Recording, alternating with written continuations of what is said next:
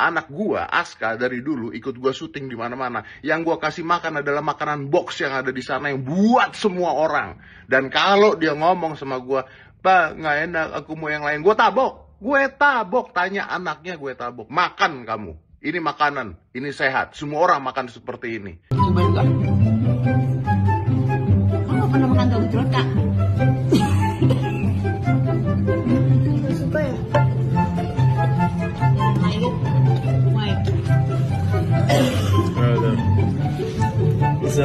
Makan kamu, ini makanan, ini sehat. Semua orang makan seperti ini. Tabok. Mau bully Aska? Ente mau bully Aska kan? Kan gua bilang nasi box. Kalau itu nasi box, dia bilang gak suka. Gue tabox. Gue yang tabox. Itu tahu gejrot, bukan nasi box. Kecuali itu tahu box, dia bilang gak suka. Gue tabok. Gue yang tabok.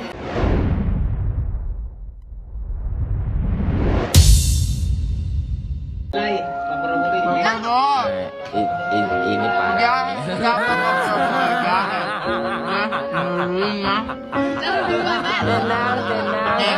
Enak ya ini jangan. Anak-anak itu adalah individu yang sedang belajar lagi membangun kepercayaan diri dan gimana mereka diperlakuin, apalagi ini di ranah publik ya, dimana lu tuh punya jutaan followers. Itu benar-benar akan ngebentuk cara mereka mandang sesuatu dan ngelihat diri mereka sendiri. Mungkin menurut lo itu inspiratif, itu bercanda atau apa, tapi bagi anak-anak itu ucapan itu tuh bisa tertinggal di benak mereka seumur hidup. Lo ngatain dia PA, ngatain dia seberapa kaya lo. Lucunya ini tuh datang dari orang yang sering banget bicara soal kayak mental health improvement, self improvement di podcast. Bukannya kontradiktif ya, lu tuh ngajak orang buat memahami dan improve diri, tapi lo malah memberikan contoh yang ngerendahin orang lain, bahkan sampai anak kecil. Sebagai orang dewasa, apalagi seorang ayah gitu ya, bukankah lebih baik lo tuh memberi contoh yang bisa menunjukkan kasih sayang dan empati daripada marah-marah kayak gitu, ngata-ngatain dan ngerendahin anak kecil yang umurnya berapa kali dari umur lo? Anda membandingkan apa yang sudah ada dan diusahakan semaksimal mungkin. Kenapa Anda tidak bandingkan dengan tahun lalu yang bahkan nol, yang bahkan tidak ada makan gratisnya? Bandinginnya sama yang sekarang, bandingin sama dulu. Hidup itu bandingkan sama yang dulu, bukan di-compare dengan yang sekarang. Dulu nggak pernah ada itu makan gratis. Jadi ada yang namanya false dichotomy atau false dilemma, dilema palsu. Sebuah kesesatan berpikir yang seringkali terjadi di masyarakat kita. Itu adalah kondisi di mana kita dipaksa untuk milih seakan-akan hanya ada dua pilihan. Tadi kan dia bilang bandingin sama yang dulu. Dulu nol, nggak ada makanan gratis. Sekarang ada walau nggak enak. Ya bandingin sama yang dulu dong daripada nggak ada sama sekali. Seakan-akan kita hanya punya dua pilihan. Makan siang nggak enak atau nggak ada sama sekali. Padahal kan ada pilihan ketiga, yaitu ada makanan gratis dan enak. Kesesatan pikir ini seringkali terjadi ke orang-orang yang kurang pendidikan atau politisi-politisi tolol gitu ya. Yang gua nggak habis pikir adalah kenapa orang sepinter Dedi bisa berpikir seperti ini. I just don't get it. Apakah ketika orang itu udah deket dengan kekuasaan mendadak ngeblank? Mungkin, I don't know, maybe. Gue kecewa aja gitu kok seorang Dedi mikirnya begini. Tapi ada satu teman-teman, Dedi bukan buzzer ya. Karena buzzer itu lo dibayar untuk mendengungkan narasi tertentu. Dedi itu jauh di atas itu. Dia lebih ke arah ya dia ada bisnis atau kepentingan apa yang mengharuskan dia untuk itu, atau dia sebatas harus siap gitu kan, dia let call sekarang. Jadi dia harus siap walaupun salah tapi harus siap gitu ke komandan dia. Nama programnya itu makan bergizi gratis, bukan makan bersyukur gratis.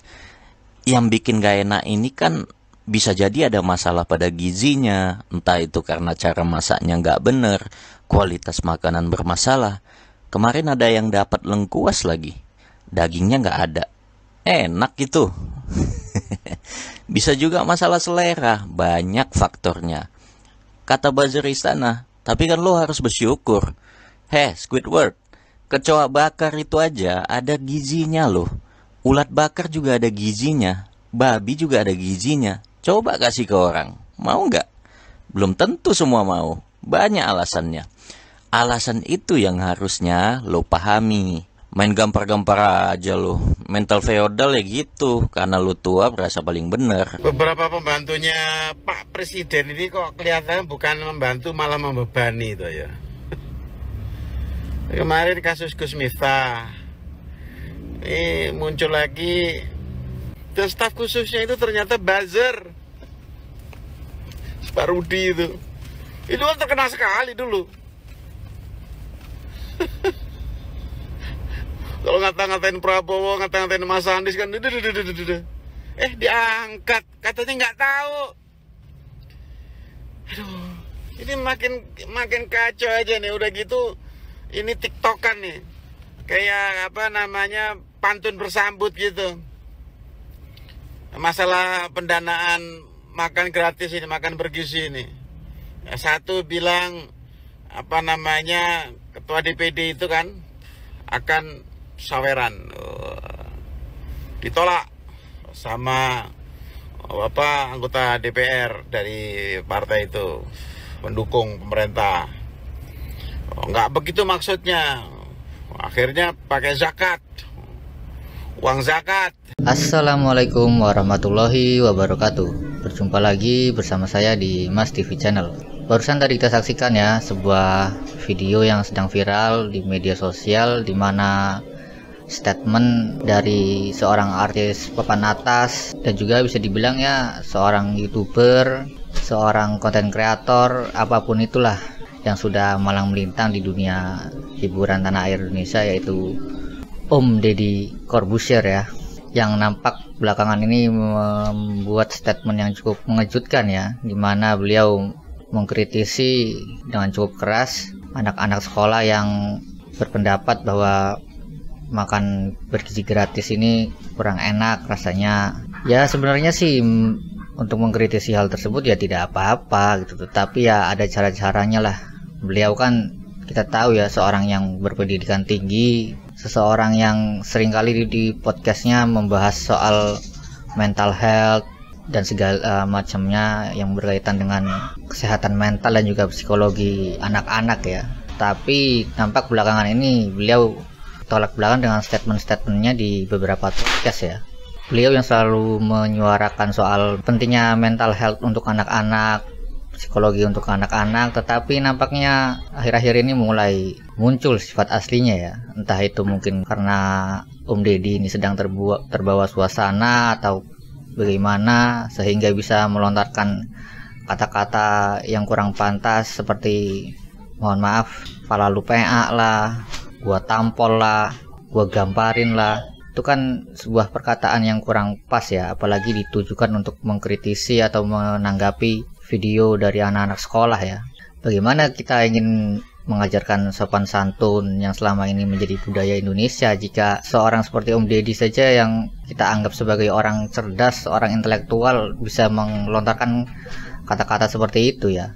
Ya walaupun mungkin dalam keadaan emosi ataupun dalam keadaan yang tidak terkontrol, tetapi ya tetaplah tidak pantas hal-hal seperti itu dikatakan atau ditujukan untuk anak-anak sekolah. Namanya anak sekolah, anak SD, anak SMP itu kan ya, terutama untuk anak SD mungkin mereka belum mengerti, mungkin mereka masih polos, kurang diajarkan oleh orang tuanya, bisa jadi kan di rumah kurang dapat perhatian, jadinya sehingga ya ada kata-kata yang kurang berkenan gitu kan. Tetapi kan itu semua kan disampaikan secara jujur, apa yang mereka rasakan mengenai makanan tersebut ya mereka sampaikan. Dan itu kan bisa menjadi evaluasi. Kalau ada stigma bahwa makanan bergizi itu memang tidak enak rasanya ya saya kurang setuju juga. Bisa saja kan membuat makanan bergizi dan juga enak rasanya. Banyak kok makanan yang bergizi dan enak dan juga rasanya enak. Nggak melulu harus disamai dengan makanan yang di rumah sakit, seolah-olah makanan yang sehat itu makanan yang kayak di rumah sakit, tidak ada rasanya tetapi sehat untuk kesehatan. Makanan yang rasanya enak dan juga menyehatkan juga banyak sih kalau menurut saya.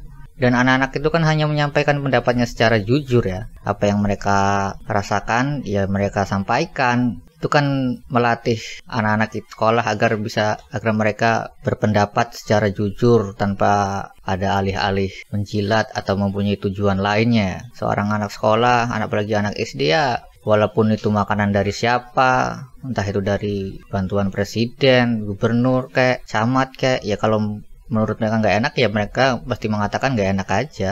Seorang anak-anak sekolah dasar itu kan rata-rata ya masih polos lah, tidak bisa mereka menutup-nutupi tentang soal rasa atau apalagi soal makanan ya.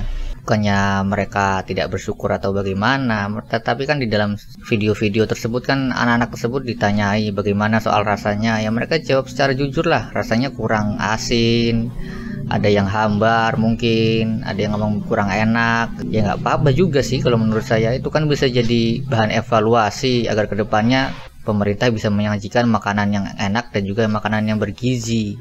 Dan alangkah lebih baiknya ya hal-hal seperti itu ya tidak perlu ditanggapi secara serius lah. Wong namanya anak sekolah, anak kecil loh. Kalau mau dikasih tahu ya kasih tahu yang secara benar, tidak perlu mengucapkan kata-kata kasar kan. Kalau seandainya itu anaknya Om Deddy dikata-katain seperti itu, kira-kira Om Deddy terima nggak? Bagaimana perasaan orang tuanya?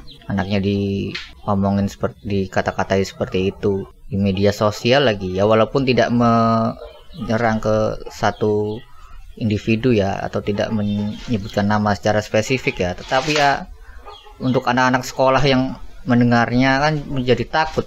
Mereka ingin berpendapat secara jujur, wah nanti diomelin, nanti diserang, nanti ditampol nih kalau kita ngomong jujur. Ya akhirnya ya walaupun mereka ngerasa nggak enak ya ujung-ujungnya ya mereka terpaksa berbohong. Enak nggak enak ya ngomongnya tetap enak, dan itu kan kurang baik ya.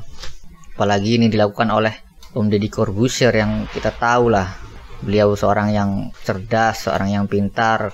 Tapi ya saya sangat tidak menyangka saja sih, dan juga kaget lah kenapa bisa terlontar kata-kata seperti itu ya. Kenapa bisa Om Deddy melakukan hal seperti itu, apalagi ditujukan untuk anak-anak sekolah. Nampaknya kurang pantas lah. Dan bagaimana menurut pendapat kalian soal statement dari Om Deddy Corbuzier ini? Silahkan tulis pendapat kalian di kolom komentar. Wassalamualaikum warahmatullahi wabarakatuh.